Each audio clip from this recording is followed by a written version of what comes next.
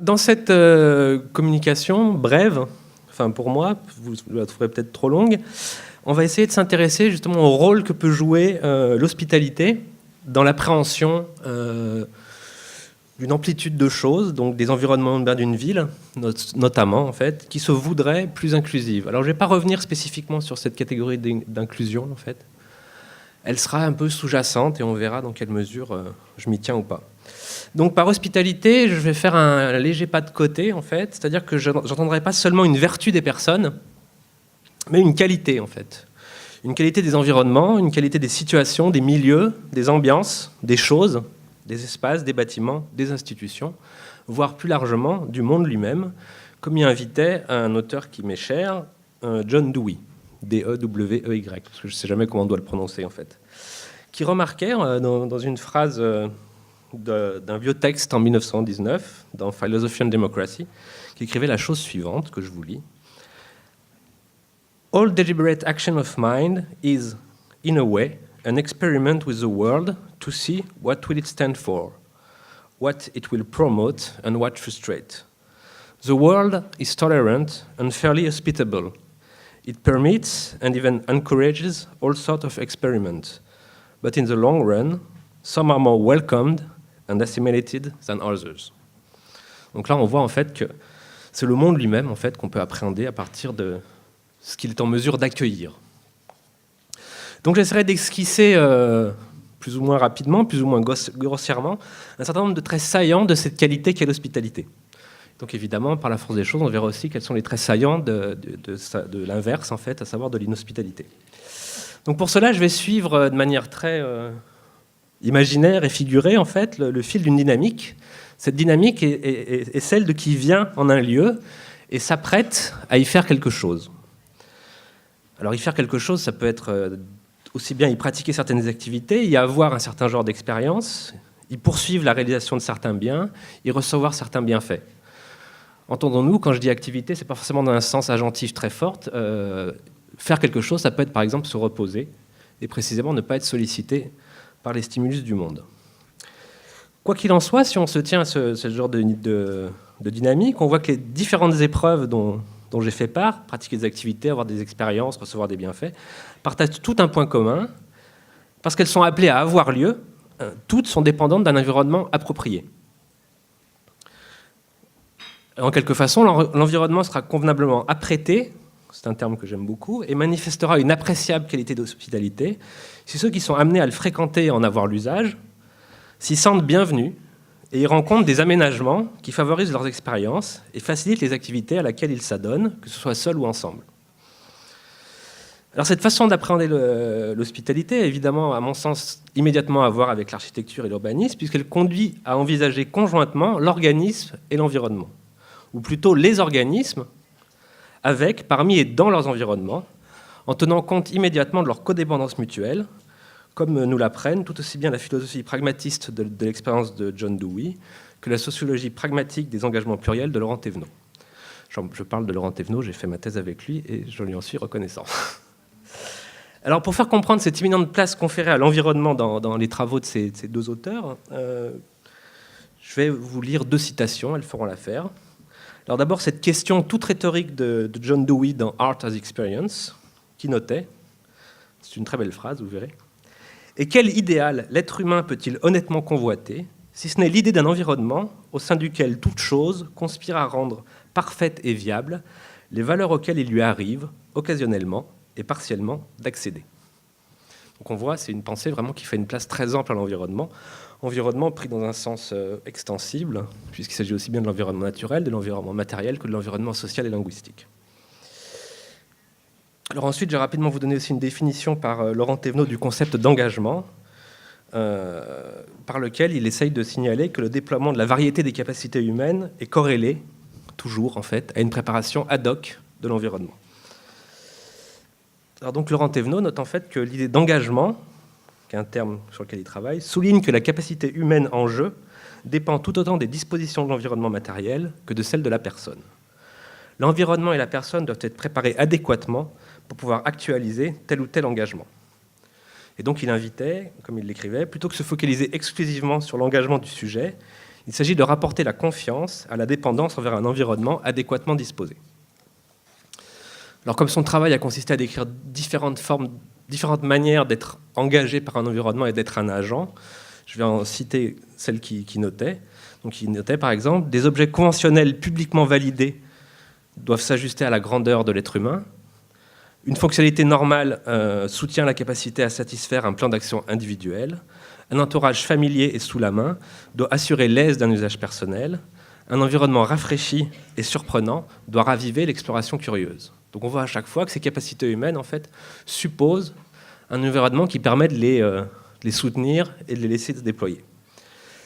Donc avec ces choses en tête et sur le fond des perspectives de ces deux auteurs, je vais développer un certain nombre de points, mais qui toutes en fait, voudront apporter deux éclairages transversaux. Le premier, qui est, vous trouvez peut-être contestable, mais on verra qui peut être défendu. L'hospitalité n'est pas seulement une question d'ouverture. En effet, même si en ce moment c'est assez essentiel de défendre que l'hospitalité est ouverture, malgré tout, l'hospitalité ne consiste pas toujours, ou pas seulement, à franchir des seuils, à abattre des murs ou à ouvrir des frontières. En vérité, proprement comprise, l'hospitalité ne relève donc pas uniquement d'un abaissement des obstacles matériels et symboliques. Elle demande souvent davantage qu'un effacement de démarcation, qu'un arasement de barrières architecturales ou qu'un abaissement de conditions d'accès à un dispositif. En outre, parce qu'elle peut requérir des moments, des procédures ou des dispositifs de clôture ou des formes de confinement, la logique de l'hospitalité peine à être décrite au moyen de la seule sémantique de l'ouverture. Deuxième chose qui est corrélée, mais c'est une façon en fait de donner plus d'espace à l'hospitalité, vous verrez, il ne s'agit pas de plaider pour un repli sur soi. Deuxième chose, l'hospitalité ne concerne pas seulement l'étranger lointain.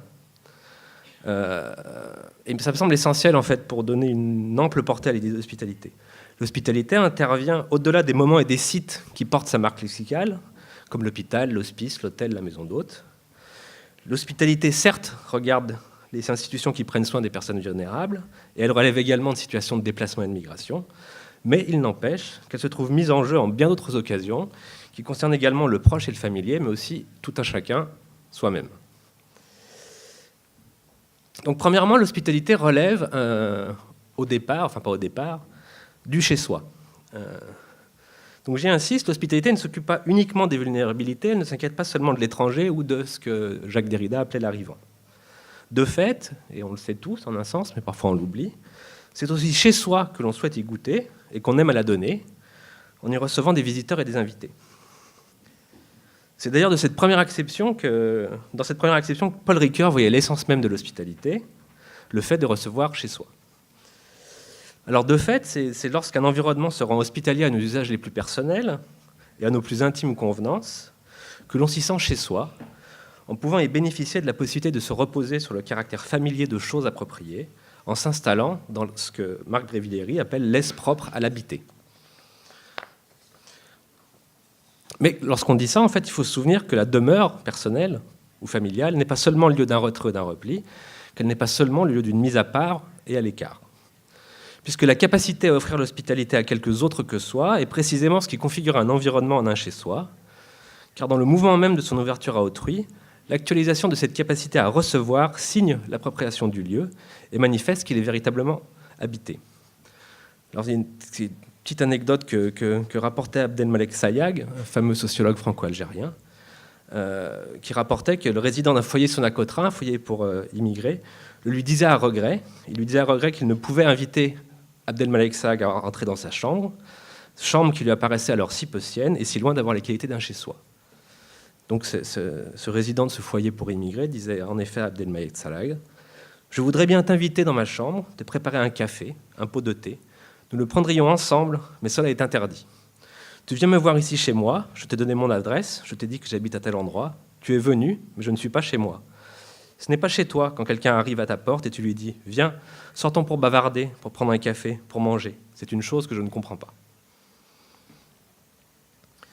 Donc si je repasse par le chez-soi, en fait, c'est simplement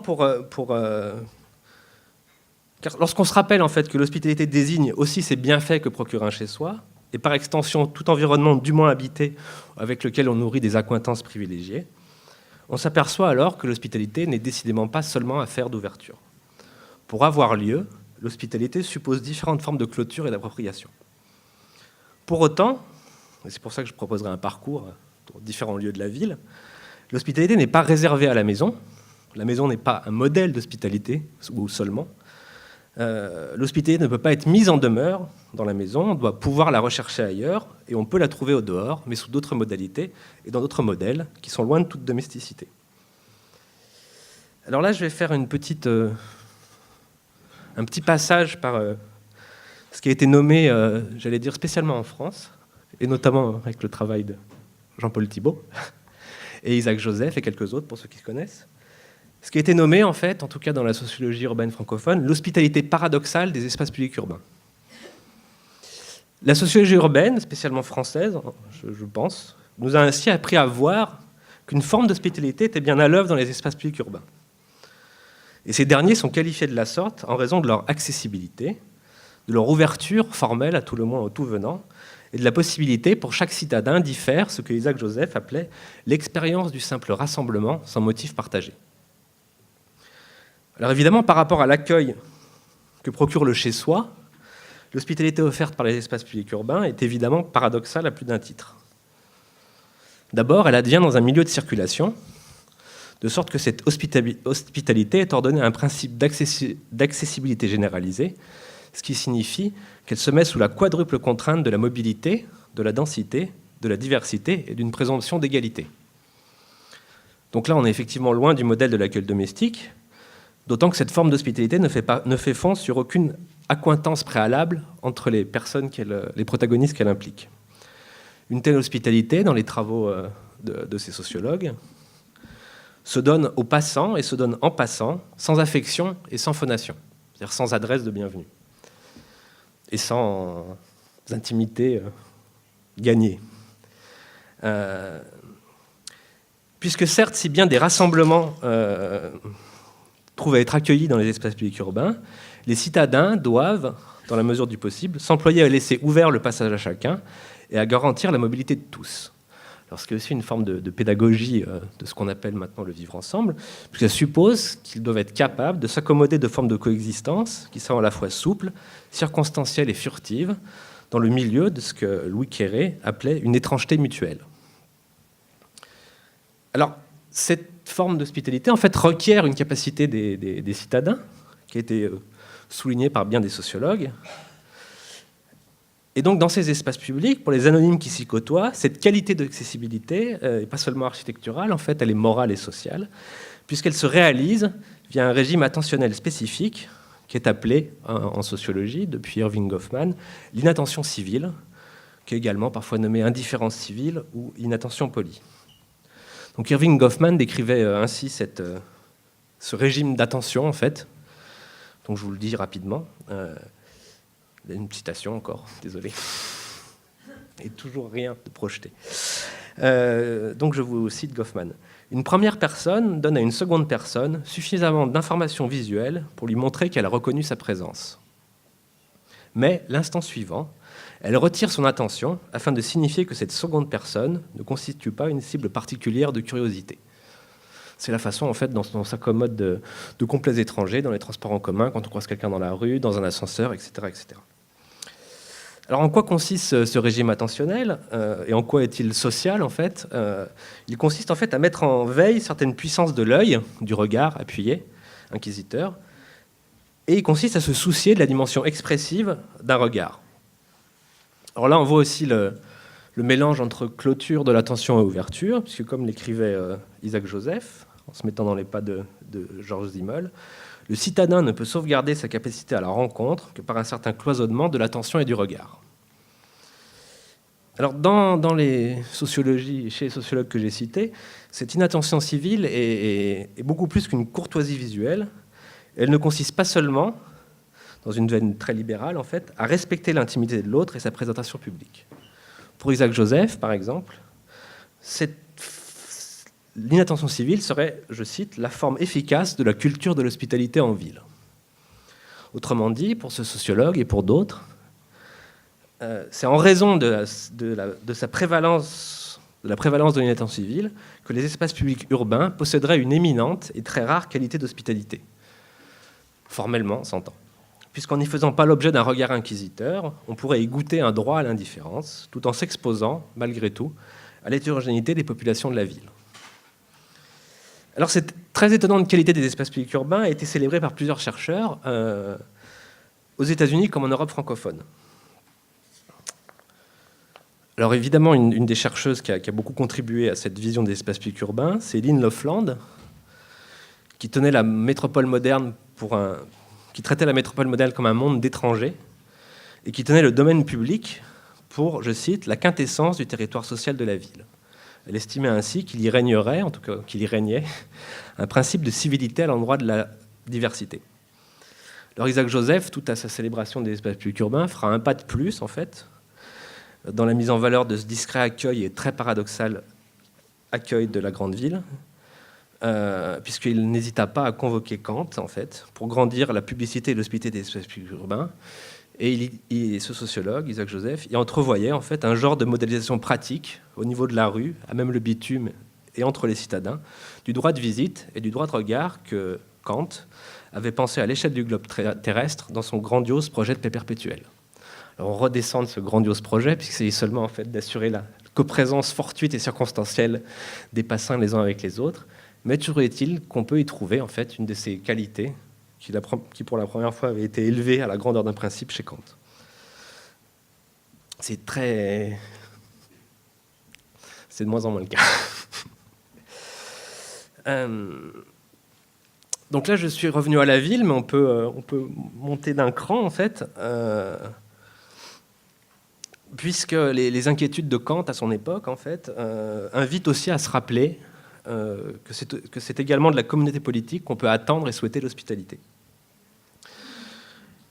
Et on est en droit de la juger sévèrement lorsqu'elle se montre inhospitalière, comme le montrent les mobilisations sociales en faveur des sans-papiers et toutes les mobilisations et luttes contre la violence de l'arbitraire qui s'exerce au bord de la citoyenneté. Au bord de la citoyenneté, c'est une expression d'un philosophe et politiste bruxellois qui s'appelle Martin Delex, et je vous invite à lire son livre qui est paru il y a peu. Alors si on peut monter, évidemment, parce que quand on pense hospitalité, on pense au traitement des migrants, en fait, on peut redescendre après au niveau de la ville elle-même et remarquer qu'en ville, en fait, dans la menée de leurs actions, les sans-papiers ont souvent requis la mobilisation de l'hospitalité, notamment dans l'investissement et l'aménagement de lieux disposés à accueillir leur lutte. Alors, parmi les formes d'action des collectifs de sans-papiers, il y en a une qui a continuellement assuré leur prise de parole, c'est l'occupation. Ces 20 dernières années, en France et en Belgique, mais dans d'autres pays européens également, en fait, la lutte des sans-papiers a été scandée par de nombreuses occupations d'églises, d'universités, de différents bâtiments administratifs. Alors certes, il y a une dimension symbolique dans cette action, mais toujours est-il que les bâtiments occupés avaient aussi des vertus pratiques pour la lutte. Une fois sommairement apprêtés et vaguement aménagés, ces lieux prêtaient le concours de l'hospitalité toute relative de leurs murs protecteurs aux membres des collectifs mobilisés, et en même temps, ils offraient d'autres genres de qualité, la capacité à offrir une base de ralliement à des nouveaux militants, et aussi un espace de rencontre avec les soutiens et les médias.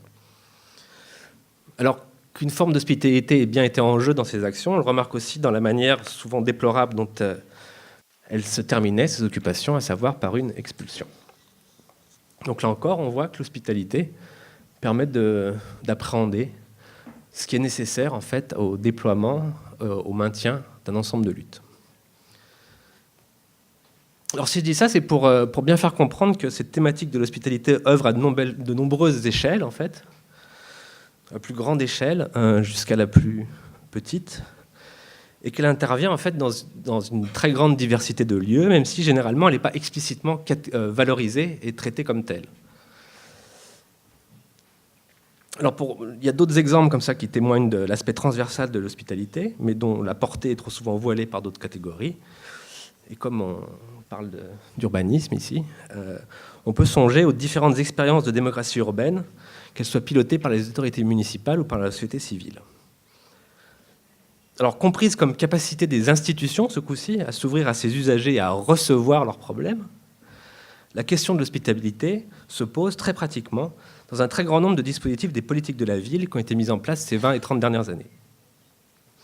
Alors, au travers de ces dispositifs, qui sont généralement cadrés à travers la question de la participation, qu'est-ce qui est en jeu, en fait? Ce qui est en jeu, c'est la recherche et l'expérimentation de formules institutionnelles qui soient plus hospitalières à la voix du citoyen citoyen ordinaire dont on tente d'accueillir l'expression au centre d'assemblées tenues par des professionnels de la chose publique ou par des experts des choses techniques. Et comme le savent les personnes qui travaillent sur ces dispositifs, c'est une tâche ardue et c'est une hospitalité qui est trop souvent déçue, puisque les responsables de ces dispositifs sont très rarement disposés à composer avec ce qui ne répond pas à certains formats de publicité et à certains genres sémiotiques. Ce qui fait que les citoyens ordinaires sont souvent condamnés à ce que Mathieu Berger décrit comme des prises de parole malheureuses, et que ces mêmes citoyens ordinaires ne forment alors, et au mieux, qu'un public fantomatique, je reprends encore l'expression à Mathieu Berger, dont les irruptions et les éruptions apparaissent immanquablement malvenues. Donc là, on voit aussi que l'hospitalité est en jeu, en fait, dans ces dispositifs. Alors l'hospitalité est aussi en jeu précisément dans ce qu'on nomme inclusion, en fait, et peut-être qu'elle permettrait d'en mieux décomposer le mouvement.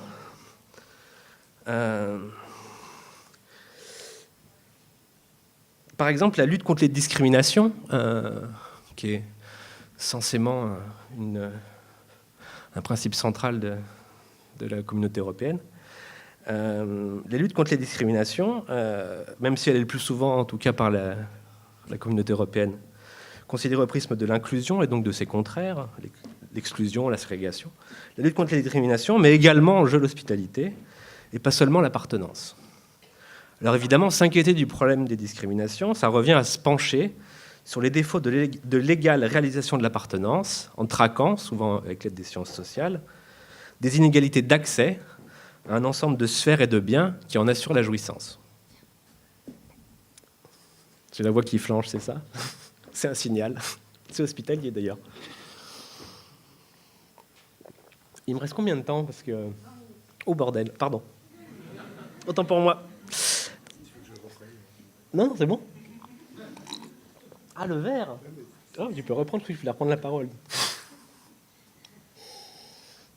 Excusez-moi. Donc oui, que les discriminations aient à voir avec l'appartenance, je suis bien d'accord. Et comme l'écrivait Jürgen Habermas, l'exclusion de certains domaines de la vie sociale montre ce qui est refusé aux personnes discriminées. 2 points, une appartenance sociale sans limite. Sauf que, même si les grands domaines de la vie sociale étaient apurés d'illégitimes obstacles discriminatoires, on n'en aurait pas fini, puisque l'appartenance sociale n'y serait pas sans limite, et elle resterait, on peut le craindre, viciée d'inhospitalité multiples.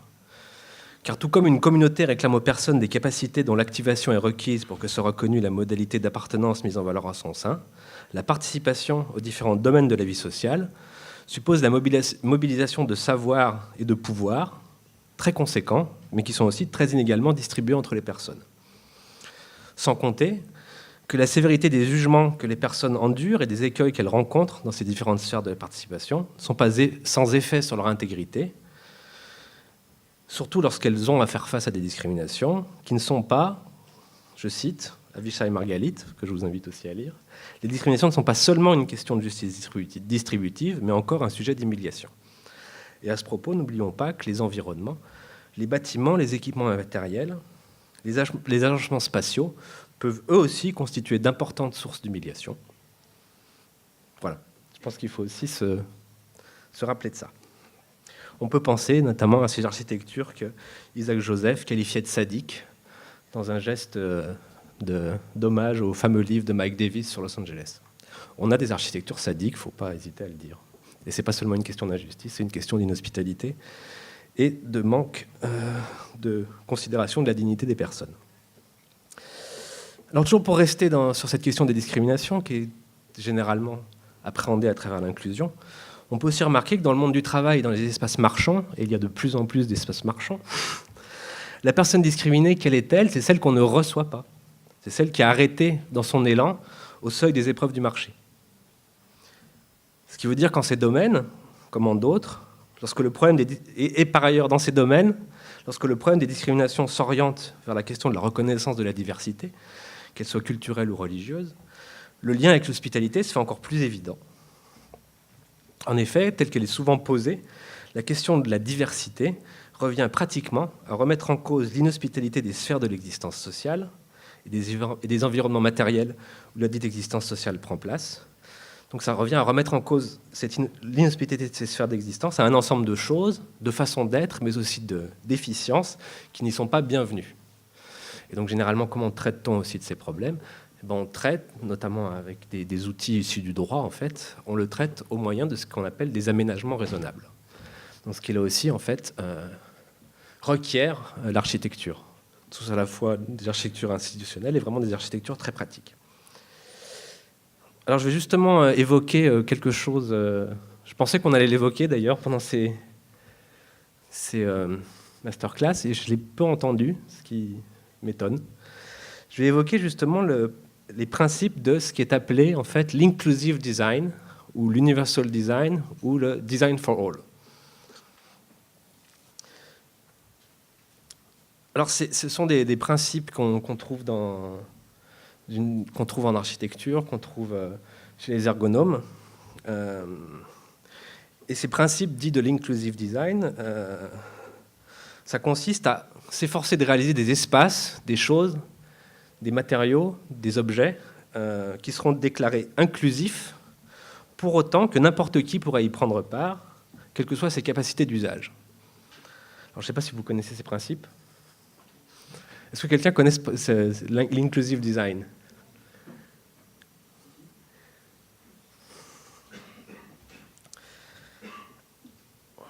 Alors, c'est une politique qui est très ambitieuse, en fait, puisque si elle est correctement mise en œuvre et si elle s'applique avec soin, mais souvent un soin extrême d'ailleurs aux environnements et aux objets qui sont en cause, l'exigence d'hospitalité qui irrigue une telle politique voudrait aussi soutenir la promesse d'une égale appartenance. Donc on voit la conjonction de ces deux choses, en fait, l'hospitalité et l'appartenance égale, donc en gros l'inclusion. Alors comment cette politique prétend le faire ? Eh bien en s'assurant que toutes les personnes sont en mesure de participer d'un monde commun, en fréquentant de mêmes espaces, en utilisant des équipements similaires et en recevant de ces équipements des bienfaits comparables. Et cela malgré ce par quoi ces personnes diffèrent, que ce soit sur le plan de leur capacité, et aussi en dépit de ce qui peut les séparer culturellement. Alors si quelques personnes ont levé le doigt et ont entendu parler de l'inclusive design, en fait, des architectes et des sociologues, il se trouve en fait que l'inclusive design a été relativement aisément approprié par de nombreux sociologues urbains, parce que l'inclusive design rejoint leurs préoccupations pour l'aménagement des espaces publics urbains, puisque l'inclusive design se cale pareillement sur les attendus du principe d'accessibilité. Alors on peut le lire très clairement sous la plume de chercheurs en ergonomie, une autre discipline qui est hautement intéressée à cette politique. Donc, je vais vous citer la façon dont il spécifie le but de l'inclusive design. Je vais le citer avec mon anglais mauvais, je m'excuse. The goal of inclusive design is to design products that are accessible and usable to the maximum numbers of users without being stigmatizing or resorting to special aids and adaptation. Désolé. Donc concrètement, en fait, en quoi consiste cette politique des choses, en fait ?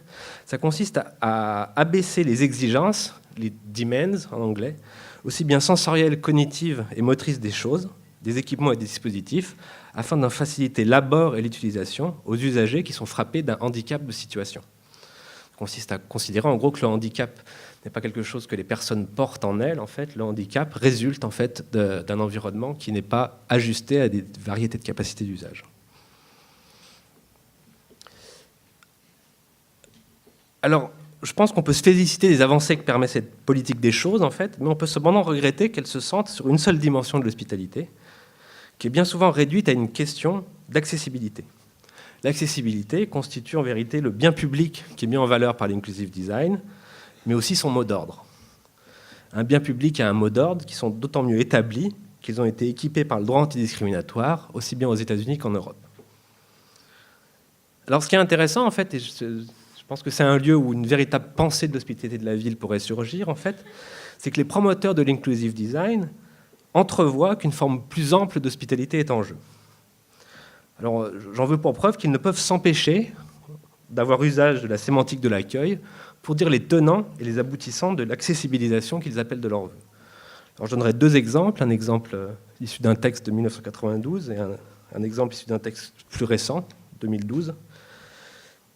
Donc, par exemple, Jesus Sanchez, qui travaillait d'ailleurs avec Isaac Joseph, notait que cette politique d'accessibilité entend, je cite, « rendre accueillant aux handicapés et avec eux à toutes les minorités, soit finalement à chaque individu, des milieux de vie tels que l'école, l'entreprise, la cité ». Je citerai aussi deux ergonomes, Viviane Folcher et Nicole Lompré, qui ont écrit plus récemment que, je cite, « l'exigence de l'inclusive design peut se formuler ainsi, concevoir des lieux d'activité matériels et symboliques qui accueillent au plein sens du terme la diversité des capacités des personnes et autorisent le développement de pouvoirs d'agir équivalents quand les capacités, elles, sont différentes. » Alors donc c'est un principe qui me semble assez intéressant et qui d'ailleurs est enseigné dans les écoles d'architecture dans de nombreux pays. Pourquoi c'est intéressant? Parce que ça soutient une pensée de la vie accueillante et ça soutient une pratique et une conception de la vie accueillante. Par ailleurs, l'un des autres mérites du principe de l'inclusive design est qu'il peut aider à voir que les métropoles demandent beaucoup à leurs citadins, qu'en un sens, les métropoles usent et épuisent les citadins, comme le disait Marc Brévilliers. Mais il me semble que cette politique est malgré tout insuffisante, ou elle pourrait être portée plus avant, puisque pour parvenir à penser des environnements urbains qui accueillent au plein sens du terme, puisque c'est la promesse que fait l'inclusive design, cela requiert plusieurs choses en fait. D'abord, ça suppose de se doter d'un concept d'hospitalité plus exigeant et plus ample que celui de l'accessibilisation, qui se concentre finalement essentiellement sur l'abord des choses et qui concerne avant tout les prémices d'actions très élémentaires et fort basiques. Qu'est-ce qui est en jeu concrètement dans l'inclusive design? C'est faciliter le franchissement d'un seuil, faciliter une déambulation sans encombre, sans par exemple glisser quand on est une personne âgée. C'est faciliter le passage d'un perron en y installant une rampe d'accès. C'est faciliter l'ouverture d'une porte en faisant en sorte qu'elle demande une pression moins importante. C'est aussi faciliter le fait d'appuyer sur un bouton qui sera plus aisément manipulable. Sauf que l'hospitalité n'est plus qu'une simple question d'accès, et elle ne doit pas seulement valoir au seuil des espaces et bâtiments urbains. Puisque les espaces et les bâtiments urbains sont amenés à recevoir, à abriter, à conforter, mais aussi à faire cohabiter des activités, des engagements pratiques et des expériences qui sont singulièrement plus complexes que les seules actions basiques qui sont actuellement prises en compte par l'inclusive design. Donc, il me reste combien de temps ? 5 minutes. On a le droit de déborder de 5 minutes ? Voilà. Donc, pour essayer de proposer justement un concept plus ample d'hospitalité, et donc pour voir comment est-ce qu'on peut apprécier les qualités d'un environnement urbain à partir de l'hospitalité, je vais essayer de spécifier plusieurs dimensions de cette hospitalité. Et pour ça, une bonne manière, ça consiste à suivre celles et ceux qui viennent à ces environnements et s'en remettre à l'expérience qu'ils en ont. Alors là, c'est un exercice de pensée, mais j'ai fait un certain nombre d'enquêtes. Donc, suivre quelqu'un qui vient en environnement, en fait, ça permet de mieux décomposer l'hospitalité et ça permet de mieux en évaluer les aspects, en fait. Donc, évidemment, à cette occasion, on croise la question de l'accessibilité, mais elle n'est pas la seule et unique question soulevée. Donc, je vais essayer de décomposer un peu les dimensions de l'hospitalité. Alors, tout d'abord, et spécialement, en fait, pour des institutions et des dispositifs qui veulent faire participer les citoyens, avant qu'une personne puisse éprouver l'accessibilité d'un environnement ou d'un bâtiment, il faut d'abord que ce dernier soit parvenu à éveiller sa curiosité ou à attirer son attention. Pour cela, il convient que cet environnement produise quelque chose comme une invitation, suscite un désir de visite et dispose des prises à la fréquentation. Ce qui suppose aussi, alors ça c'est des choses qui ont été, il me semble, assez bien travaillées par la sociologie urbaine, ça suppose aussi que ce même environnement et était en capacité de se rendre tout à la fois lisible et visible auprès de ses usagers putatifs, afin que ces usagers soient conduits à venir et à s'y rendre en s'imaginant ce qu'ils pourraient y faire, mais en s'imaginant aussi, ou plutôt en pressentant qu'ils y seront bienvenus. On ne se rend pas dans un lieu, en fait, quand on pressent qu'on ne va pas y être bienvenu. Ça me semble assez élémentaire, c'est souvent oublié. Alors c'est à ce moment-là, et à ce moment-là seulement, en fait, que l'accessibilité de l'environnement trouvera à être mise à l'épreuve. Sauf que cette accessibilité, là aussi, elle n'intervient pas uniquement dans le fugace franchissement d'un seuil, mais elle intervient aussi à travers de ce que l'environnement permet et autorise. Donc là, on a déjà un concept plus fort d'hospitalité, puisque si l'hospitalité, je le reconnais, est affaire de différentiels propres à divers environnements, il me semble que les chercheurs et les penseurs, mais les praticiens aussi, ont la fâcheuse tendance à ne décrire ces différentiels qu'au travers d'un jeu de marquage de la spatialité. Il est alors question, et à raison, surtout avec Trump et d'autres, il est alors question de territoires clôturés qu'il faudrait ouvrir, il est question de frontières tracées qu'il faudrait assouplir, il est question de murs érigés qu'il faudrait défaire, ou de seuils institués qu'il faudrait déformaliser.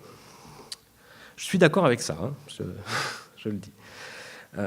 Dans cet ordre d'idées, Yves Cusset constitue le seuil, qu'il décrit aussi bien comme porte, comme barrière ou comme frontière, en condition minimale à la possibilité de l'accueil.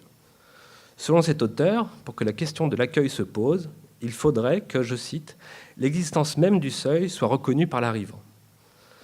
Et je continue à le citer. « Si l'arrivant l'ignore délibérément pour s'approprier l'endroit, il devient un envahisseur. S'il l'ignore par méconnaissance, on ne peut pas dire qu'il arrive, mais qu'il s'est égaré. » Donc oui, l'hospitalité a à voir avec des seuils. Sauf que, à mon sens, il ne faut pas en rester là, et il faut faire un pas de plus en sondant plus avant les qualités de l'hospitalité de l'environnement.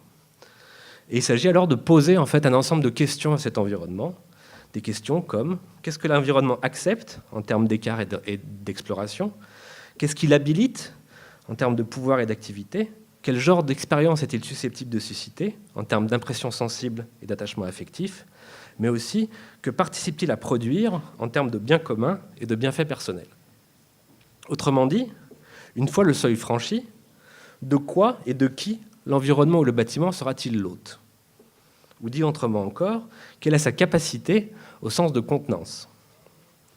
Alors, je voudrais insister sur cette dimension, puisqu'elle est généralement négligée par les pensées de l'hospitalité, qui ne s'ouvrent en fait qu'au mouvement d'ouverture. Alors oui, que l'accueil soit ouverture, que l'hospitalité elle-même s'ouvre, comme le disait Derrida, c'est vrai. Mais à quoi s'ouvre l'environnement? Il s'ouvre à une venue. C'est à une venue que l'environnement doit s'ouvrir. Et cette venue, l'environnement doit savoir et doit pouvoir la recevoir. Et recevoir, c'est singulièrement plus actif en fait qu'accueillir. Si l'environnement ou si le bâtiment ne reçoivent pas et ne prévoit rien pour réceptionner les arrivants, on ne peut pas dire que l'hospitalité a eu lieu. C'est aussi simple que ça, en fait. Donner l'hospitalité, ça ne consiste pas seulement à laisser le passage à ce qui vient. Il ne suffit pas de laisser le passage à ce qui vient, car encore faut-il recevoir et réceptionner celui qui arrive. C'est-à-dire lui faire place et lui donner lieu, ce qui peut parfois signifier aussi bien pouvoir le contenir que pouvoir s'en accommoder. L'hospitalité n'est pas toujours un moment agréable, il faut aussi le rappeler. Elle a un coût pour celui qui la donne et pour celui qui la reçoit.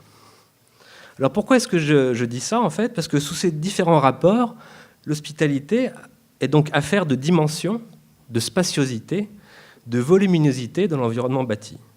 Mais elle est aussi affaire de résistance et de plasticité des matériaux qui le composent, matériaux qui doivent être aptes à encaisser ceux et ceux qui arrivent. Sans que ceux qui arrivent se présentent parfois en flux, en foule et en collectif, et donc en force. On tend souvent aussi à oublier que dans un environnement comme la ville, l'hospitalité doit être donnée en fait à une multitude et à des flux considérables d'êtres humains qui ont des capacités, ne serait-ce que par leur nombre, en fait, il faut prendre en compte. 2 minutes, wow. Et j'ai fini quasiment. Donc on va y arriver. Alors, l'hospitalité a d'autres dimensions encore, en fait, parce que là, on était encore finalement assez proche du seuil, en fait. Il me semble que des lieux hospitaliers, en fait, c'est des lieux qui confortent les personnes dans leur activité, en facilitant leur séjour et pas seulement leur passage. Aussi court fait-il ce séjour. mais aussi en aidant au déploiement de leurs usages et en veillant à ce qu'elles puissent s'y orienter et s'y mouvoir sans trop de difficultés. Alors ça, c'est encore des choses qui peuvent être appréhendées via l'accessibilité, sauf que l'accessibilité, généralement, pense surtout le passage et la circulation, et pas le séjour, ni le repos. Donc, sous cet angle-là, l'hospitalité rejoint ce que Marc Brevilieri, que je vous invite à lire, nomme l'habitabilité, qui, je cite, convoite la facilité du mouvement, l'aisance du geste, la commodité de l'espace. En ce sens, donc, l'hospitalité est aussi la qualité de ce qui assure un séjour, facilite une activité et invite à rester.